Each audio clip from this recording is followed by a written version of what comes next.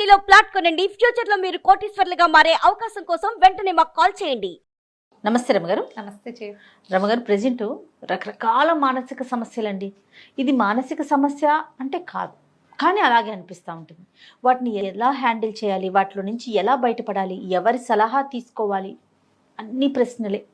అవునా కదా? మీకు అసలు ఎన్ని వస్తాయో కదా కాల్స్, ఇది అది ఇట్లా చేయాలా అట్లా చేయాలా ఏం చేయాలి, దాన్ని పీక్గా వెళ్ళిపోతున్నారండి.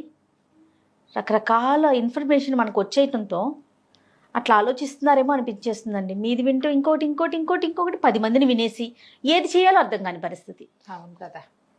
అక్కడ వరకు అయితే పర్వాలేదు, మానసికంగా ఇంకా అదే అదే అదే ఆలోచించేసుకొని ఎవరైతే వింటారో వాళ్ళు ఫ్యామిలీ మీద రుద్దేస్తూ ఉంటారు. అవును. ఏం చేయాలి రమ్మ గారు? ఏం చేయాలి జయ? స్వధర్మే నిధనం శ్రేయ, పరధర్మో భయావహ. అంతే. ఇప్పుడు కూడా గురుగారు చెప్పారు. గురుగారు అలా చెప్పారు, మీరు ఇలా చెప్తారేంటి? మరి గురుగారిని వింటావా నన్ను వింటావా? ఎవరో ఒకళ్ళని విను. గురువుగారినైనా విను, నన్నైనా విను.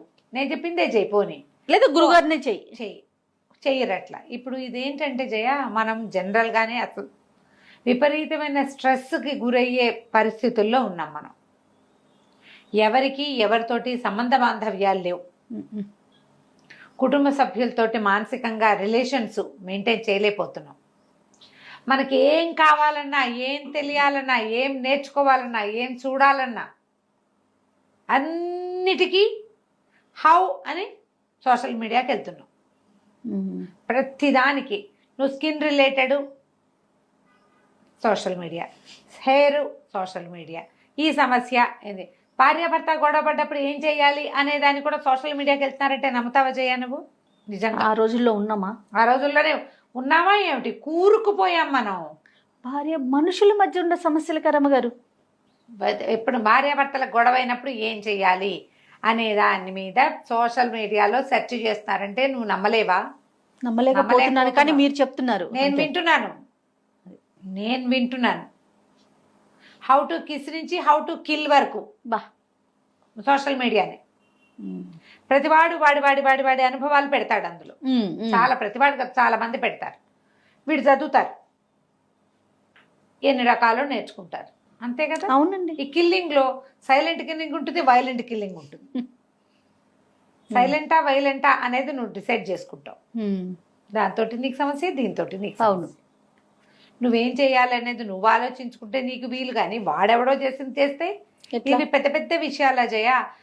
ప్రతి దానికి, ఇప్పుడు పండక్కి, ప్రతి పూజకి, ప్రతి వంటకి, ఇవన్నీ డ్రెస్సులు కుట్టుకోవటం, డిజైన్లు, అవి అన్నీ సోషల్ మీడియా. నువ్వు చూడు, నా మాట అబద్ధం కాదు చేయాలి. దీన్ని ఎక్కడ వాడుతున్నాం? వాడట్లా. ఇప్పుడు అదేగా వచ్చింది. నువ్వు ఎక్కడికి వెళ్ళు, ప్రతి వాళ్ళు ఏదో ఒకటి చూస్తూ కనపడతారు. నువ్వు మెట్రో ఎక్కు, ఇదే. బస్ ఎక్కు, ఇదే. ట్రైన్ ఎక్కు, ఇదే. పెళ్ళికి వెళ్ళు, ఇదే. ఎవరింటికైనా వెళ్ళు, ఇదే. మొగుడు పెళ్ళ పక్కన కూర్చున్నారు, ఆయన చూసుకుంటూ ఉంటాడు, ఈవిడ చూసుకుంటూ ఉంటుంది. చూస్తా టీవీ ఇంకోటి మోగుతుంది. మా ఇంట్లో కూడా అంతే చేయ. మనం ఎక్కడెక్కడికో వెళ్ళిపోతాం, పక్కలతో మాట్లాడడం మానేసాం, అవేవో వింటాం. పోనీ విన్నావు, నేను చెప్తా ఒకటే మాట, విను. ఇప్పుడు మన ప్రపంచమే ఇది. కాకపోతే ఏమంటావు, ఒకవైపే చూడు, రెండో వైపు చూడొద్దు అనమాట ఇది. ఒక్కళ్ళని చూడకుండా మనకు ఒక ప్రశ్న వస్తే మనం 100 మందిని విని ఆ 100 మందికి వచ్చిన కామెంట్లు కూడా చదువుతున్నాం. అమ్మో, దాంతో మనం విపరీతమైన స్ట్రెస్కి గురైపోతున్నాము. మనకి జనరల్గానే ఎలాంటి స్ట్రెస్లు వస్తున్నాయి? సమయాభావము, వ్యక్తులు దొరక్కపోవటము, మాట్లాడేందుకు దిక్కు లేకపోవటము, సహాయం చేసేందుకు ఎవరు లేకపోవటము, టార్గెట్స్, పిల్లల పెంపకం ఒక టఫ్ టాస్క్, పిల్లల టార్గెట్లు, పిల్లల జీవితాల పట్ల భయాలు, మన జాతకం పట్ల దిగులు, భయం, ఫైనాన్షియల్ స్టేటస్లో వచ్చే ఇబ్బందులు, సామాజిక పరమైన చిక్కులు, ఇవి కాకుండా ట్రాఫిక్, ఇంట్లో గ్యాడ్జెట్స్ ఉంటే వాటి వల్ల, హోమ్ అప్లయన్సెస్ ఉంటే వాటితోటి ప్రాబ్లమ్స్, వస్తువులు చెడిపోవటం, సహాయానికి ఎవరు లేకపోవటం. ఎలా ఉన్నాయి జయ? 10 గంటలకు ఆఫీస్కి వెళ్ళిపోవాలి, 8:30కి పని మనిషి రాదని తెలుస్తుంది. 1:30లో గిన్నెలు తోతావా, ఇల్లుడ్చి వాకిట్లో ముగ్గేస్తావా, దేవుడికి దీపం పెడతావా, వంట చేస్తావా, పిల్లలు బాక్సులు పెడతావా, నువ్వు ఏదైనా తినేడుస్తావా? ఏమీ లేదు. ఏం చేస్తావు? ఎంత స్ట్రెస్ అయింది చూడు నీ పని. ఇప్పుడు ఇలా మొదలు పెట్టుకుని ఆఫీసులో టార్గెట్ సాయంత్రానికి అందించేయాలి. సడన్గా ఎవరో ఒకళ్ళు పడుకుంటారు, ఓ కంప్యూటర్ పడుకుంటుంది, అయిపోయి.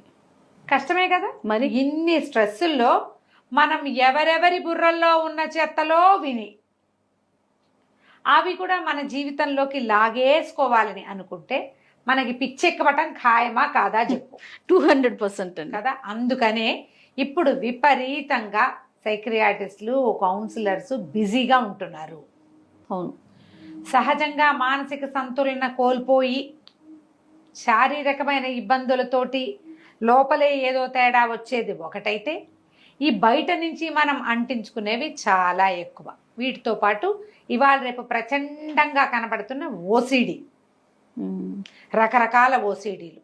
ఇల్లు వాకిలి శుభ్రాలు కొందరు, చేతులు శుభ్రాలు కొందరు, బట్టలు శుభ్రాలు కొందరు, పీరియడ్ రిలేటెడ్ శుభ్రాలు కొందరు, వాష్రూమ్ శుభ్రాలు, వాష్రూమ్ల శుభ్రాలు ఇంకొందరు, పిల్లల్ని కడిగింది కడిగి పిల్లల్ని కడుగుతూ ఉంటారు. వీళ్ళ స్నానాలు వెర్రెక్కినట్టు చేస్తారు. అది ముట్టుకున్నాం, ఇది ముట్టుకున్నాం, అది తగిలింది, ఇది తగిలింది, పాపం పాపం పాపం పాపం పాపం. శుభ్రానికి పాపానికి కలిపేసుకుంటారు. అవేవో పాపాలు వస్తాయి. అక్కడి నుంచి టీవీలలో చెప్తారు. ఇలా అనాలనిపించట్లేదు కానీ అనక తప్పట్లేదు జయ. పాపం వినలేకపోతున్నానమ్మా ఈ కేసులు. నేను ఇంత బాధగా ఉందంటే నాకు. సహజమైన మరణాలతో సంబంధించిన విషయాల పట్ల భయాలు, సహజమైన పీరియడ్కి రిలేటెడ్ విషయాల పట్ల భయాలు, ఏదో ఇంట్లో ఒక పద్ధతి ఉంటే ఆ పద్ధతి పాటించేసి సరిపెట్టుకోకపోవటం, వాళ్ళెవరిదో మనకు అంటుతుంది అనుకోవటం, అదేదో మన నెత్తి మీదకి వచ్చేస్తుంది అనుకోవటం. మా ఎవరో ఫ్రెండు వాళ్ళ బాబాయ్ చనిపోయారు, మా బాబాయ్ పోయారు అని చెప్పారు. ఇప్పుడు నేను వాళ్ళ బాబాయ్ ఎవడు బాబాయ్, మా బాబాయ్ పోయాడు అని వీడు చెప్తే వీడు స్నానం చేయాలని డౌట్. అంత డెప్త్గా ఆలోచించేస్తున్నారండి. ఆ అమ్మాయి ఎవరో పీరియడ్, మా పిల్ల క్లాస్లో కూర్చున్నారు, మా పిల్ల ఇంటికి వచ్చి మమ్మల్ని తాకింది, మా ఇంట్లో బట్టలన్నీ తడిపేయాలి. అయితే ఇటైనా పీక్గా వెళ్ళిపోతున్నారు, లేదా అటైనా పీక్ వెళ్ళిపోతుంది, లేదా వదిలిపడేస్తున్నారు, ఎగురుతున్నారు, గెంతుతున్నారు. వదిలేసే వాళ్ళు దేవుడు లేదు, ఇది లేదు, శివరాత్రి లేదు, శుక్రవారం లేదు, ఆదివారం లేదు, ఎప్పుడు పడితే అప్పుడు తినేయటం, తిరిగేయటం, ఇష్టారాజ్యంగా ఉండటం, స్నానాలు లేవు, శుభ్రాలు లేవు. వీళ్ళ ఈ జనాభా పిచ్చా ఎందుకు స్నానం చెప్పతే ఏమవుతుంది అనేవాళ్ళు పెరిగిపోయారు. అవును. వెర్రెక్కినట్టు ఎవరినో ముట్టుకున్నాం కాబట్టి 100 సార్లు స్నానం చేయాలి, ఒళ్ళు కడుక్కుంటూ ఉండాలనుకునే పిచ్చిలోనూ కొంతమంది ఉంటున్నారు. రెండు అతిగానే ఉన్నాయి చూడు. ఖచ్చితంగా అండి. ఈ బ్యాలెన్స్ ఎప్పుడు నేర్చుకుంటాం మనం? ఎవరికైనా సరే తీవ్రంగా నేను ఎక్కువ కడుగుతున్నాను, లేదా ఈ అమ్మాయి ఎక్కువ చేతులు కడుక్కుంటుంది, ఎక్కువ సార్లు స్నానం చేస్తుంది, శుభ్రాల గురించి ఎక్కువ మాట్లాడుతుంది అంటే ముందు సైక్రియాటిస్ట్ని చూడండి. దీని మీద అవగాహన కల్పించడం చాలా అవసరం చేయ. సమాజం సర్వనాశనం వైపుకి వెళ్ళిపోతున్నాం మనం. అవునవును. వీళ్ళతో పాటు ఈ ఓసిడీలో లేకపోతే మానసిక సమస్యలు, స్ట్రెస్ రిలేటెడ్ ఇష్యూస్ ఉన్న వాళ్ళ ఇంట్లో ఉన్న వాళ్ళకి ప్రత్యక్ష నరకం చూపిస్తారు జయ. నేను ఇదివరకు కూడా కొన్ని కేసులు చేశాను, పీరియడ్ రిలేటెడ్ ఇష్యూస్ అని చెప్పలా నేను. ఏదో అయిపోతుందని, జర్మ్స్ వచ్చేస్తాయని, జర్మ్స్ తోటి ఏదో జబ్బు వచ్చేస్తుంది. జర్మ్స్ పిచ్చి అందరికీ ఉంటుంది కదా. అవును. బ్యాక్టీరియా పిచ్చి, జర్మ్స్ పిచ్చి చాలా మందికి ఉంటుంది. ఓసిడి తోటి మామూలు శుభ్రం దగ్గర నుంచి మొదలుపెట్టి చావు వరకు వెళ్ళిపోతారు వాళ్ళు. ఈ పీరియడ్ రిలేటెడ్ ఇష్యూస్ ఏమో శుభ్రత నుంచి పాపాల వరకు వెళ్ళిపోతారు వీళ్ళు. ఓకే. శుభ్రము పాపము ఒకటి కాదుగా, శుభ్రము పుణ్యము ఒకటి కాదు. శుభ్రత అశుభ్రత, అశుచి వేరు, పాప పుణ్యాలు వేరు. ఈ రెండింటిని మిక్స్. దీని మీదే మాట్లాడటం. మన ఎవరో కూడా ఒక ఆవిడ నన్ను అడిగారు, పీరియడ్స్ కలుపుకోకపోవడం గురించి మీరు మాట్లాడండి. అవన్నీ ఎవరి ఛాయిస్ ప్రకారం వాళ్ళు చేసుకుంటారండి, నేను చెప్పనని చెప్పి. ఇలాంటి పెద్దవాళ్ళు చెప్పాలి, గైడెన్స్ ఇవ్వాలి. ఈ గైడెన్స్ ఇచ్చేసరికల్లా ఏమవుతుంది, ఎక్కువ. ఇప్పుడు నేను జయ నిజంగా చెప్పాలని లేదు కానీ చెప్పాల్సి వస్తుంది. 5th డే గుళ్ళోకి వెళ్ళొచ్చా, 5th డే ఉపవాసం ఉండొచ్చా, 5th డే పూజ చేయొచ్చా అని నాకు 100 మెసేజ్లు ఉన్నాయి జయ. అబద్ధమైతే నేను అబద్ధం చెప్తాను, నా ఫోన్ నీ చేసి పెడతా చూడును. అంత ఆలోచనలో ఉన్నారా రమ్మ గారు? మీరు ఐదో రోజు స్నానం చేసి గుళ్ళోకి వెళ్ళొచ్చు అని చెబితే పర్వాలేదా అడుగుతూనే ఉంటారు. మరి అంత ఎన్ని రోజులు మీరు ఇంట్లో ఉంటారు? లేదా మీకు అంత అనుమానంగా ఉంటే ఎందుకు అడుగుతారు? మానేసేయండి, వెళ్ళకండి. మానేయచ్చుగా. వాళ్ళు అడుగుతారు, ఇంట్లో వాళ్ళు వెళ్దామంటారు, వీళ్ళకి వెళ్ళబుద్ధిగా భయము, అడుగుతారు. ఎంత ఇబ్బంది కదా రమ్మగారు. 4వ రోజు మేము భోజనానికి వెళ్ళొచ్చా, 4వ రోజు మేము అక్కడికి వెళ్ళొచ్చా, 4 కాదు అసలు ఎక్కువగా 5. 5th డే మామూలుగా మళ్ళీ చెప్పాలి ఇక్కడ 3 days, 3 రోజులు అని లెక్క. 3 రోజులు కోటి దేవతలకి మొక్కచ్చు అనేది ఒక సామెత కొన్ని ఊళ్ళల్లో ఉంది. 4వ రోజు పనికి వస్తుంది. ఈ 4వ రోజు కొంతమందికి హెవీ బ్లీడింగ్ ఉండొచ్చు, ఇబ్బంది ఉండొచ్చు, చీదర ఉండొచ్చు. 4వ రోజు ఇంట్లో తిరగడానికి పనికి వస్తుంది, మా లెక్క చేయం. 5వ రోజు మళ్ళీ నెత్తిమి నీళ్ళు పోసుకుంటాం. 5వ స్నానం అనేది ఒక లెక్క మాకు. మారినీళ్ళు పోసుకోవటం అంటారు మా అత్తవారి ఇళ్లలో. 4వ రోజు తలకాయ రుద్దుకుని 5వ రోజు పసుపు రాసుకుని తప్పకుండా 5వ స్నానం చేస్తాం. ఎప్పుడు కూడా మొదటి 3 రోజులు స్నానం చేయకుండా ఉన్నా కూడా, స్నానం చేయక్కర్లేదు ఏదో ఉన్నా కూడా 4, 5 రోజులు తప్పకుండా స్నానం చేయాలని, 5వ రోజు స్నానం చేశాక మడికి కూడా పనికి వస్తుందని చెప్తారు. మీకు పనికి రాదన్న శంక ఉన్నప్పుడు మీరు అడగకూడదు అంట నేను. శంకలు పెంచుకోకండి. మీతో అవును అనిపించుకోవద్దు కదా కదరమ్మగారు. అవును. లేదా అడిగినప్పుడు ఫాలో నేను చెప్పాను అనుకో, నేను ఫాలో చెప్పాను అయిపోవాలి పర్వాలేదమ్మా, గుడ్డిగా. స్నానం చేసి వెళ్ళండి అని చెప్పాను. ఆహా మళ్ళీ మళ్ళీ మళ్ళీ మళ్ళీ మళ్ళీ మళ్ళీ మళ్ళీ మళ్ళీ ఉపవాసం ఉండొచ్చా, ఉపవాసం ఉండొచ్చా, ఉపవాసం ఉండొచ్చా, జాగారం చేయొచ్చా? ఏమిటి ఈ సంవత్సరం చేయకపోతే ఏం పోయింది, నీకు ఓపిక లేకపోతే ఊరుకో. అంతే కదా. మీరు కాంప్లికేటెడ్ చేసుకోవట్లా, ఎందుకు ఇంత అతిగా? పైగా అసలు ఏదైనా పండగ మిస్ అయిందంటే గింజుకుపోతారు జయ. పండగ పూజ కూడా ఒక రకమైన పిచ్చి కింద తయారవుతుంది. ఈ పిచ్చిలు పెంచుకోవద్దమ్మా, ఇవన్నీ సమస్యలుగా పరిణమిస్తాయి. జీవితాన్ని ఇలాంటి కాంప్లికేషన్స్ లోకి ముంచుకోకండి.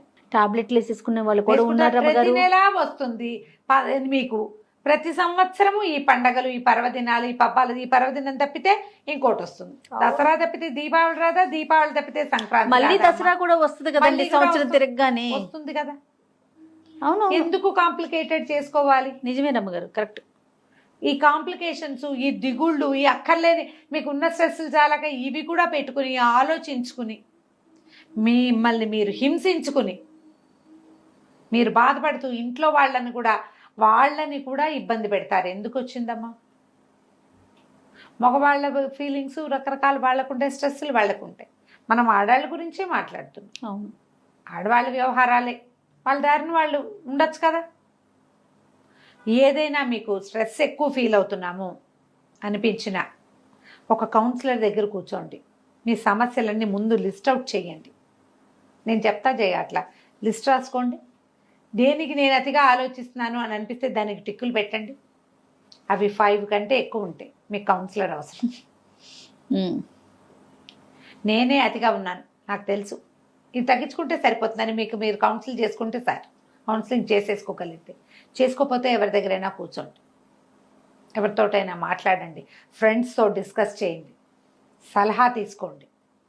పిచ్చికింత కొట్టి పారేస్తారు కొంతమంది.